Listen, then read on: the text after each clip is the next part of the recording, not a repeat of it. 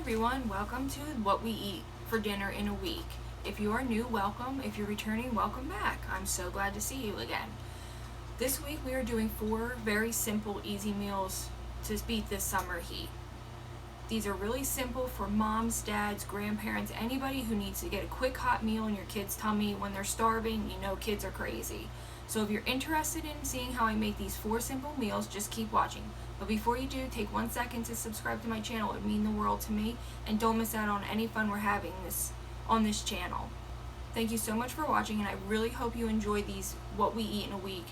This week we only did 4 meals because we had a lot of leftovers. So I hope you enjoy, and if you get any great ideas, please feel free to leave me a comment down below what you liked and what you didn't like even, or what you might change or any suggestions. Don't forget to subscribe, and thank you so much for watching. Tonight's menu is spaghetti and homemade meatballs. I'm starting by dicing up half of a white medium-sized onion. You need 1 cup of Italian breadcrumbs, 2 eggs, salt, pepper, garlic powder, and onion powder. Here I'm adding as much onion as I felt that we needed. We love onion. You could also do fresh garlic if you have it. I've done that before and it's delicious. Then I'm going to season my meat. Don't forget to do enough salt because it can be bland if you don't. And this is 2 pounds of ground beef.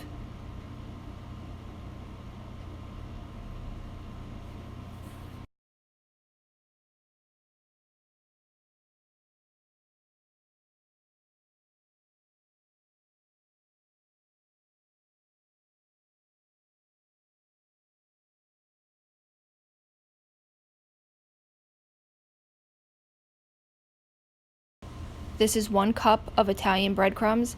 I only add about 3/4 of the cup because I just wanted to make sure I didn't need more or less. I just didn't want to add too much. I did 1 egg at a time, and I did beat them up before I put them in. That way everything sort of glued together. Here I am adding that 2nd egg, and I do add the remainder of the breadcrumbs just because it was a little too wet and I wanted to make sure the meatballs held tight together when they baked in the oven and didn't fall apart.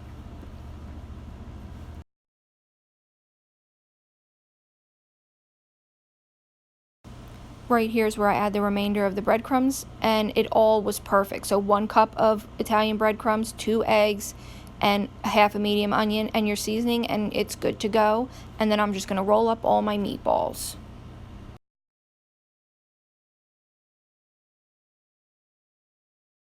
Here I'm showing you about the size. I did about, I'm going to say medium-sized meatballs. Out of the 2 pounds of ground beef, this made 24 meatballs. Obviously, you could go smaller and get more, or bigger, whatever you prefer. These were just the perfect size for us for our spaghetti. I did cook these at 400 degrees for 20 minutes, and then I simmered them in pasta sauce for about an hour so all the flavors could marry, and these were so good. They were so simple, very little ingredients, and I'm telling you, these were probably the best meatballs I've ever made. I've tried different recipes, and this is definitely my favorite and will be definitely making again. I will list all recipes in this video down below for you to be able to follow.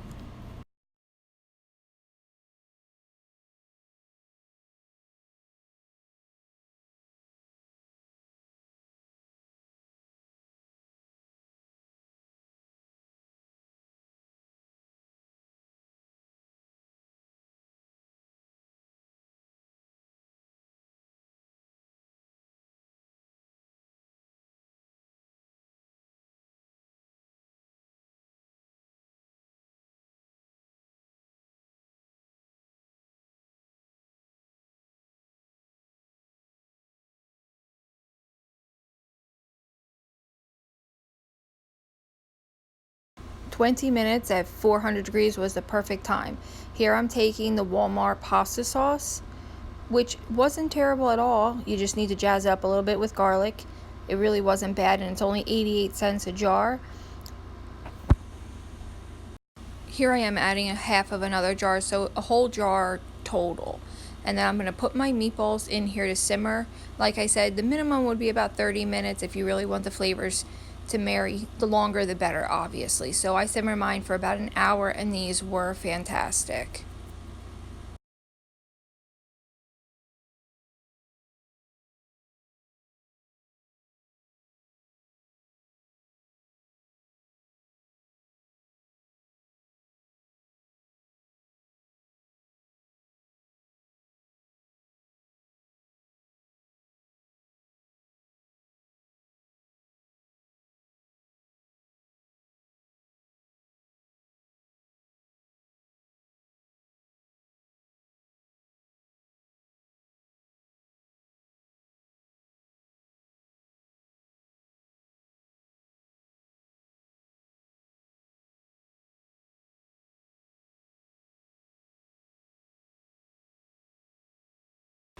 and I just served it over spaghetti, and it was totally delicious.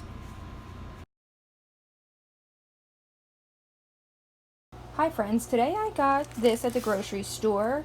It's Hatton Field pork loin country style ribs. The price was reduced down to $4.06, and then with another 30% off, I'm not sure what it would have been, but I only paid $1.74. At first they were like, I think something's wrong, but they had to honor it because that's what it rung up. So I basically got this for practically nothing. It's a beautiful cut of pork. I am going to cook this down for several hours and then cook it a little bit longer in some barbecue sauce. I'm sure there's several ways you can cook it. This is just what I'm doing today. I unfortunately don't have a crock pot, so I'm going to have to cook it on my stove top. I am going to start looking into a crock pot immediately. Maybe go to Walmart, especially for this fall. Just being able to dump and go would be great. I had one years and years ago, but I believe I gifted it to my mom, and then I'm not sure what happened to it after that.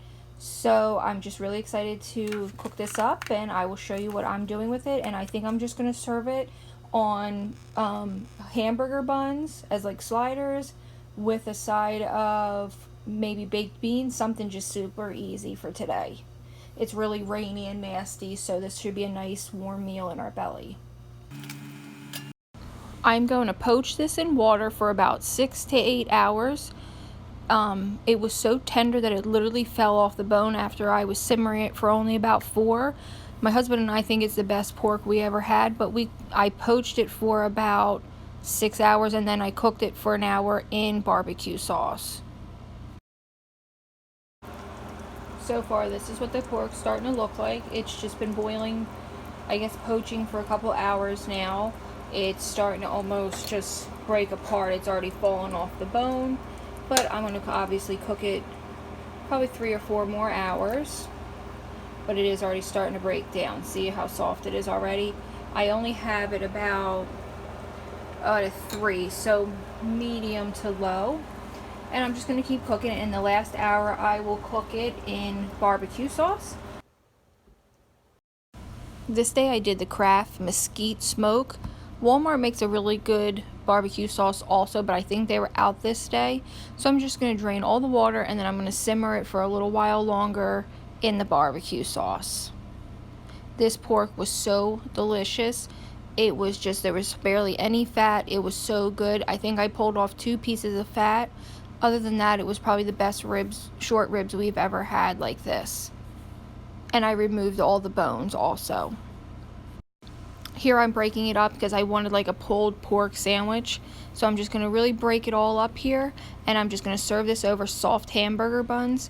But you could have served it with coleslaw, anything you wanted, and I believe I did French fries in the air fryer. I did put a little tiny bit of seasoning. It's all up to your preference. I think the barbecue sauce is enough, but I just added a little bit of garlic, onion, and pepper. No salt.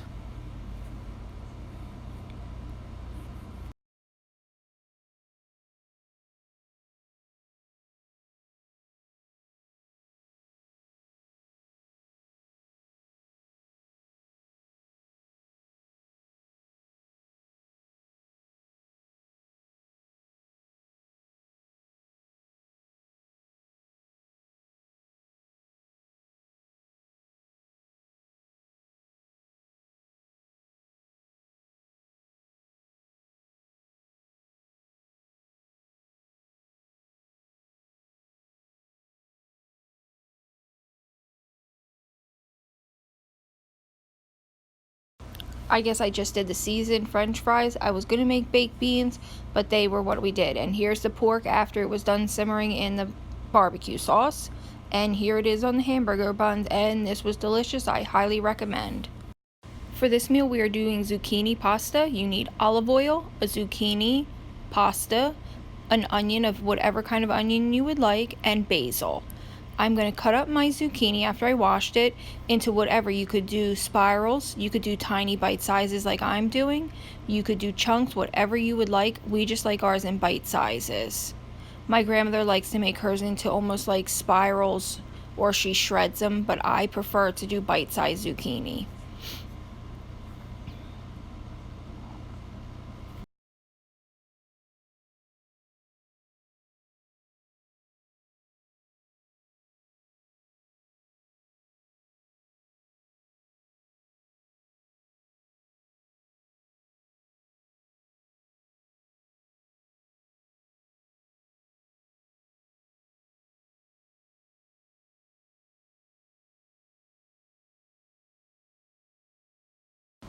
I cut up an entire onion. We love onion with it. It just gives the zucchini such a good flavor.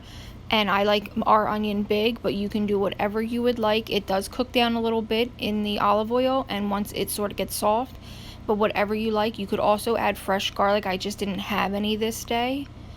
Whatever you would like. You could do yellow squash with it, but we like the zucchini and onion.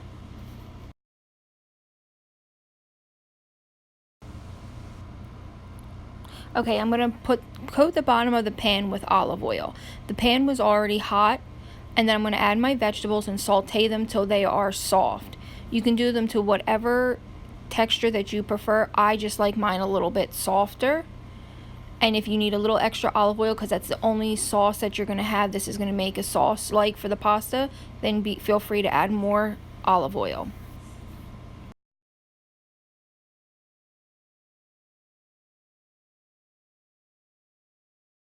I had a very little bit of minced garlic, so I'm adding that here.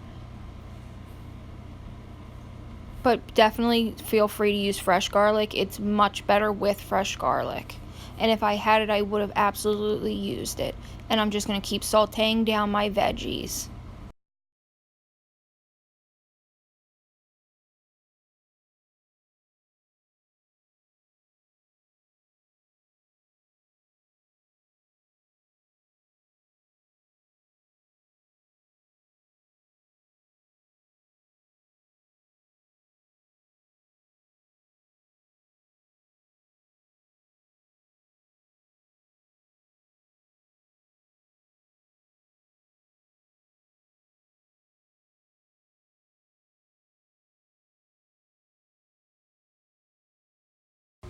Here I'm going to start adding the seasoning. We put a ton of garlic in this, and a ton of black pepper, and a little bit of salt. Definitely you're going to need a lot of garlic powder, but it's also up to your preference. And then I'm going to add basil, dry basil. I'm going to say probably 2 to 3 tablespoons of dry basil. Here I am adding it. You can sort of see, yeah, about 2 tablespoons of it. It just gives it this earthy, delicious flavor. You have to add the basil. That's the most important part of this.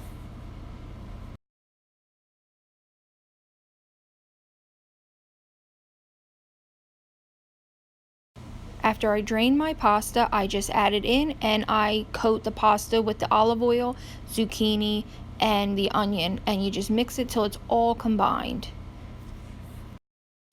I'm not sure where we got the recipe from, but my grandmother made this one day, and it's definitely been a crowd favorite in the family.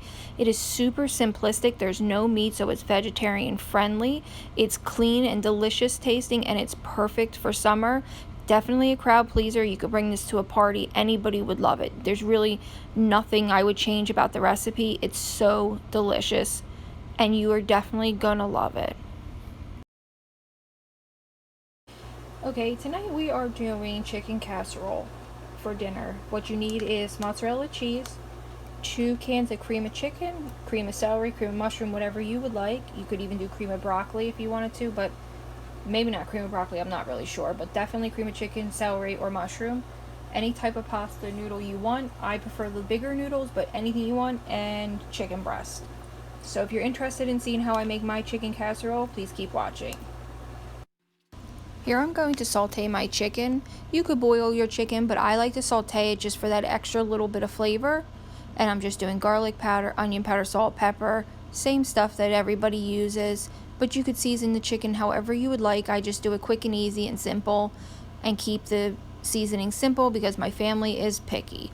So I just saute this in about, I'm going to say a little less than a tablespoon of butter, and just get it nice and brown and cook through.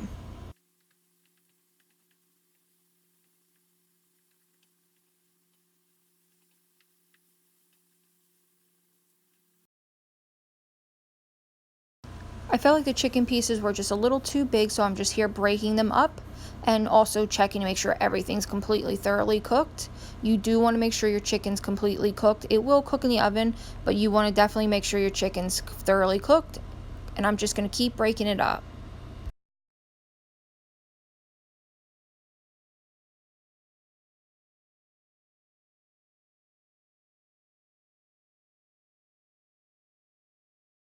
This recipe is also super simple.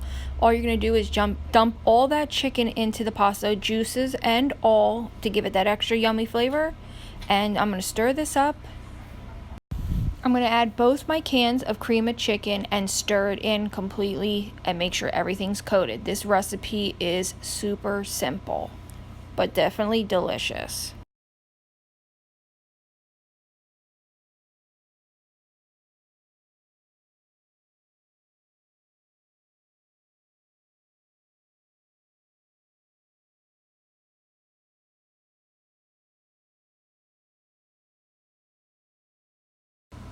I'm going to dump in a little bit of mozzarella cheese and stir it in, maybe a cup and a half. Just give it a good stir, and then I'm going to put it in a pie plate and I'm going to coat the top with a little more cheese.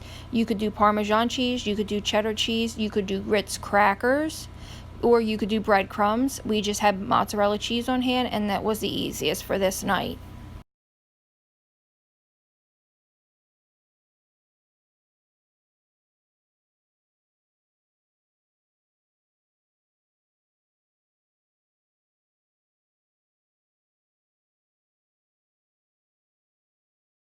I'm going to cook this at 350 for 25 minutes because all you need to do is brown the cheese and melt it. And this was a delicious, quick, and easy meal. Okay, friends, sadly we are at the end of what we ate this week. It was definitely a delicious week of food. The meatballs were by far my favorite. They were so simple to make, so simplistic in ingredients, and the fact that I simmered them in pasta sauce after really gave them that extra kick they needed. The pasta and zucchini is definitely a staple. It's great for vegetarians because my one sister goes meatless, so she absolutely adores that dish. Definitely a win if you have meatless friends or family. Okay, if you have any questions or concerns, feel free to leave them down below, and I will get back to you as soon as I can about any of these recipes. I hope you take a minute to subscribe and join my family because we have a lot of fun here. Thank you so much for watching, and until next time.